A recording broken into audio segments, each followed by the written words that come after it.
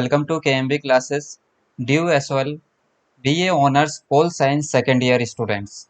Political Science, Indian Government and Politics. Question number 1 है, भारतीय संविधान में निहित राज्य नीति के निर्देशक सिद्धांतों की जांच करें। यह मौलिक अधिकारों से कैसे भिन्न है? इस वीडियो में इस क्वेश्चन के आंसर को डिस्कस किया गया है, जिसे आप देखकर अपना असाइनमेंट तैयार कर सकते हैं। यहाँ पर ये देख सकते हैं आप, क्वेश्चन पेपर भी है। इस तरह ये आपका क्वेश्चन पेपर है आईजीपी का, और इसमें आप देखेंगे कि क्वेश्चन नंबर फर्स्ट है, भारतीय संविधान में निहित राज्य नीति के निर्देशक सिद्धांतों की जांच करें, यह मौलिक अधिकारों से कैसे भिन्न है। चलिए फिर जानते हैं कि इस क्वेश्चन के आंसर में आपको क्या लिखना है। इस क्वेश्चन के आंसर के लिए आप यहाँ से शुरू करें, और राज्य में नीति निर्देशक तत्व, नीति निर्देशक तत्व जो जो चीजें यहाँ पर मेन चीजें अंडरलाइन की गई है, इनको आप अपने उत्तर में इन सभी चीजों को लिखें, और जो चीजें यहाँ पे अंडरलाइन नहीं की गई है, हाईलाइट नहीं की गई है, उनको आप ना लिखें।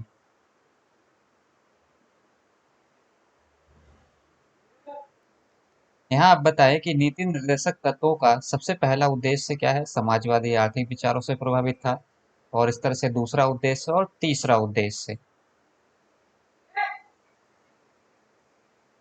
फिर गांधीवादी सिद्धांत क्या था, ये बताएं। इसको आप अलग से हेडिंग देकर भी लिख सकते हैं, गांधीवादी सिद्धांत।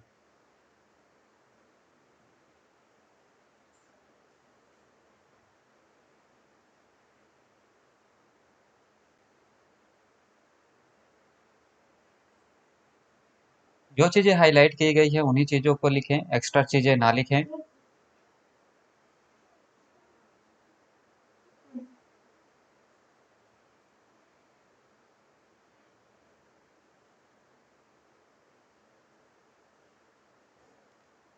इन्हीं चीजों को लिखेंगे तो आपकी वर्ड लिमिट मेंटेन रहेगी, ना तो ज्यादा होगी और ना ही कम होगी। इसीलिए जो चीजें हाईलाइट है उन्हीं चीजों को लिखें।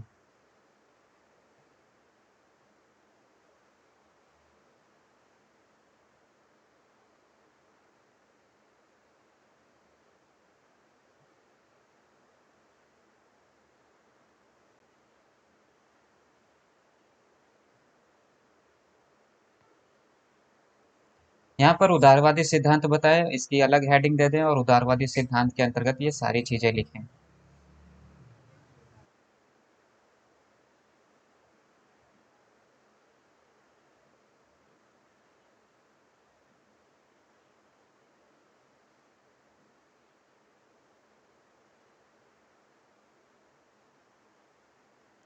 नेक्स्ट हेडिंग डालें, नीति निर्देशक तत्वों का मूल्यांकन।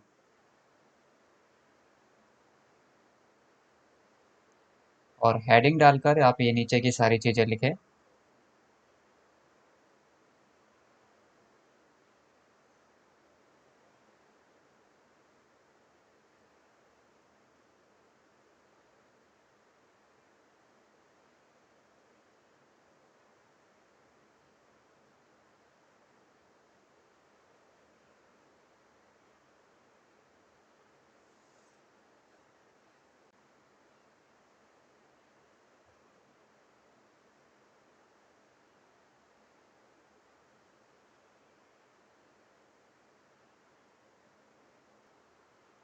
इसके बाद आप लिखें कि मौलिक अधिकारों और नीति निर्देशक सिद्धांतों के बीच में किस प्रकार से भिन्न है।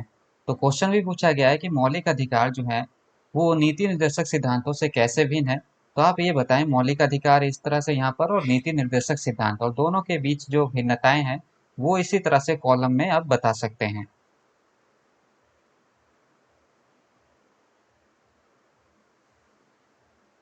इन सभी भिन्नताओं को लिखें।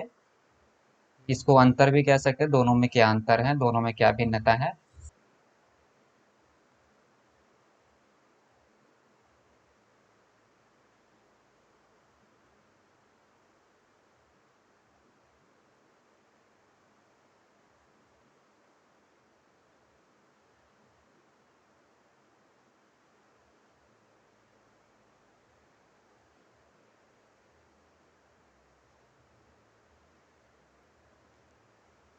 यदि कोई स्टूडेंट्स इन सब से ज़्यादा डिटेल्स में भिन्नताओं को बताना चाहता है, या फिर इन दोनों के बीच में क्या विवाद है उसको बताना चाहता है, तो ऐसे स्टूडेंट्स मूल अधिकार और नीति निर्देशक तत्वों के बीच जो है विवाद को शामिल कर सकते हैं। इनके बीच क्या विवाद है, ये भी एक भिन्नता को शो करते हैं, तो इनको भी डिटेल से लिख सकते हैं और अपने आंसर को और अच्छा बना सकते हैं।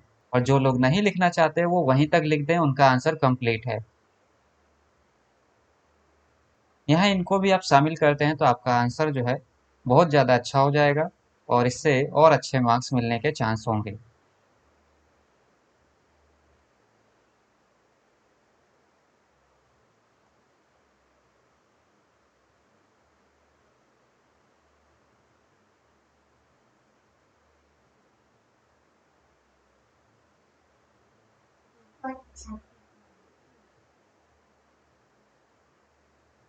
यहाँ पे कई तरह के केसेस हुए और उन केसों में सुप्रीम कोर्ट और संसद के बीच विवाद हुआ नीति निर्देशक तत्व और मौलिक अधिकारों के संदर्भ में।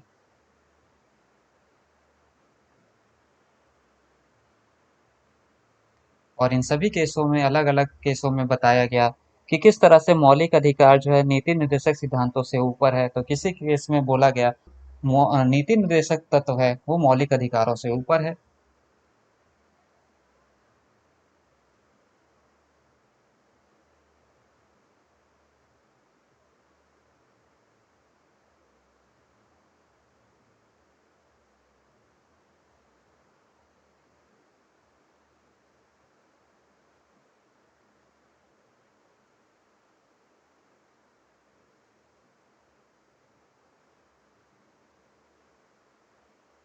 आप बता सकते हैं कि मौलिक अधिकार नीति निर्देशक सिद्धांतों से भिन्न है।